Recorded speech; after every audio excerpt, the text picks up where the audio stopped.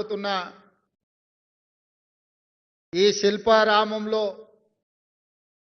ఒక రోజు ముందే దీపావళి పండుగ జరుపుకుంటున్న లైసెన్స్డ్ సర్వేయర్లందరికీ దీపావళి శుభాకాంక్షలు. మిత్రులారా, ఈ దేశంలోనే ఏ ప్రాంతానికి ఏ రాష్ట్రానికి లేని గొప్ప చరిత్ర ఈ తెలంగాణ ప్రాంతానికి ఉన్నది. నాతో పాటు ఈ తెలంగాణ చరిత్ర మీద అవగాహన ఉన్న మీకు రాజులు రాజ్యాలలో యుద్ధం చేసుకున్నది ఈ భూమి మీద ఆధిపత్యం కోసమే.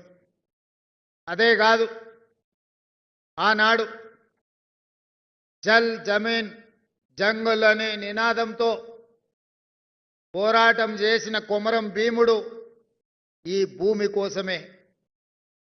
ఆ తర్వాత తెలంగాణ సాయుధ రైతాంగ పోరాటం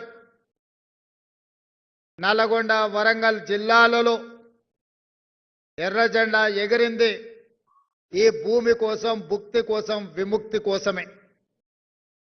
ఉమ్మడి రాష్ట్రంలో అయినా ప్రత్యేక తెలంగాణ ఉద్యమంలో అయినా ఈ ప్రాంత ప్రజలు కన్న తల్లి మీద ఎంత మమకారాన్ని చూపించిండ్రో సొంత గ్రామంలో భూమి మీద కూడా అదే మమకారాన్ని, అదే అనుబంధాన్ని కొనసాగించింది.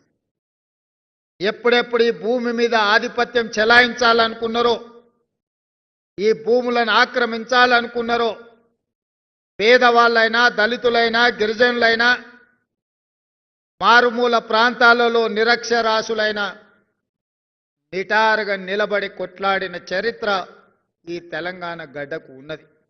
దానికి ఉదాహరణనే ఇస్నూరి దొరలు చెరబట్టాలనుకున్న ఎకరమో 2 ఎకరాల భూమినో ఒక సామాన్యమైన ఆడపడుచు చాకలి ఐలమ్మ భూమిని దొరలు ఆక్రమించాలనుకుంటే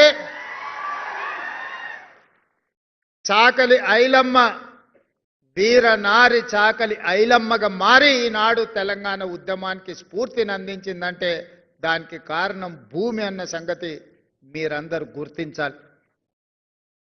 ఎందుకు ఈ చరిత్రను మీకు గుర్తు చేస్తున్నా అంటే భవిష్యత్తులో భూ యజమానుల యొక్క హక్కులను, భూ యజమానుల యొక్క భూమి సరిహద్దులను నిర్ణయించే అధికారం ఈనాడు తెలంగాణ రాష్ట్రం మీ చేతుల్లో పెట్టబోతుంది.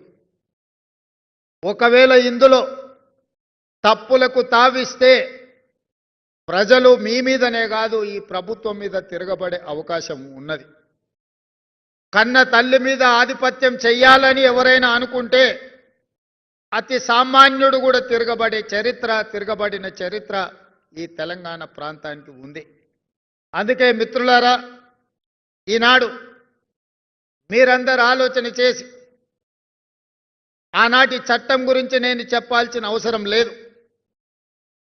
ధరణి అనే చట్టం కొద్ది మంది దొరలకు చుట్టంగా మారింది. ఈ ధరణి దరిద్రం ఒక ఎంఆర్ఓను పెట్రోల్ పోసి తగలబెట్టిన చరిత్ర ఈ తెలంగాణలో ఉంది. ఈ ధరణి దరిద్రం ఇబ్రహీంపట్నం ప్రాంతంలో జంట హత్యలకు కారణమైంది. ఈ రకంగా ధరణి దోపిడీ గురించి, ధరణి చట్టాన్ని అడ్డం పెట్టుకొని ఈ భూమి మీద ఆధిపత్యం చెలాయించి దోచుకోవాలనుకున్న దొరలకు మొన్న జరిగిన ఎన్నికల్లో ప్రజలు గుణపాఠం చెప్పి బంగాళాఖాతంలో విసిరేసిండ్రు. ఎన్నో కారణాలు ఉండొచ్చు మా గెలుపుకు, కానీ వాళ్ళ ఓటమికి ప్రధానమైన కారణం ఈ ధరణి అనే భూతాన్ని పెంచి పోషించి ఈ భూమి మీద ఆధిపత్యాన్ని సాధించాలని ఒక కుటుంబం, ఒక రాజకీయ పార్టీ అనుకోవడంతో వాళ్లకు గుణపాఠం చెప్పాలి, ఈ భూమికి విముక్తి కలిగించాలి అనే 4 కోట్ల తెలంగాణ ప్రజలు నిర్ణయించి ఈనాడు ఇందిరమ్మ రాజ్యాన్ని, ప్రజా పాలనను అధికారంలోకి తీసుకొచ్చింది. అందుకే ఆనాడు ఎన్నికల సందర్భంగా సమ్మక్క సారలమ్మ ఆశీర్వాదంతో, సోదరిమణి సీతక్క అండతో నేను పాదయాత్ర మొదలుపెట్టిన ములుగు సమ్మక్క సారలమ్మ జాతర రోజు చెప్పా, అక్కడ మొక్కి ఖచ్చితంగా అధికారంలోకి వస్తాం, ఈ ధరణి నుంచి విముక్తి కలిగిస్తామని చెప్పినాం. అందుకే అధికారంలోకి వచ్చిన తర్వాత రెవెన్యూ శాఖ మంత్రిగా పొంగులేటి శ్రీనివాసరెడ్డి గారికి బాధ్యత అప్పచెప్పి ఈ ధరణి భూతాన్ని వదిలించడమే కాదు, పేద ప్రజలకు చుట్టంగా మారాల్సిన చట్టాన్ని భూభారతిని తీసుకురావడానికి అన్ని రకాల ప్రయత్నం చేసినాం. ఈనాడు భూభారతి ద్వారా లక్షలాది సమస్యలను సృష్టించి ఆ సమస్యలు పరిష్కారం కాక అధికారుల చుట్టూ తిరిగి అధికారులు కలవక కోర్టుల దగ్గర ఆత్మహత్యలు చేసుకునే పరిస్థితి తెలంగాణ పేద రైతాంగానికి వచ్చింది. ఈనాడు తెలంగాణ రాష్ట్రంలో భూమి గురించి చెప్పాలి అంటే ఇందిరమ్మ రాజ్యంలో ఇచ్చిన అగ్రికల్చర్ సీలింగ్ యాక్ట్ ద్వారా లక్షలాది ఎకరాల భూములు జాగీర్దారుల ద్వారా జమీందారుల దగ్గర ఉన్న భూములను ఆనాటి కాంగ్రెస్ ప్రభుత్వం సేకరించి దాదాపుగా 25 లక్షల ఎకరాల భూములను దళితులకు, గిరిజనులకు, పేదవాళ్లకు పంచిపెట్టిన చరిత్ర ఈ తెలంగాణ రాష్ట్రంలో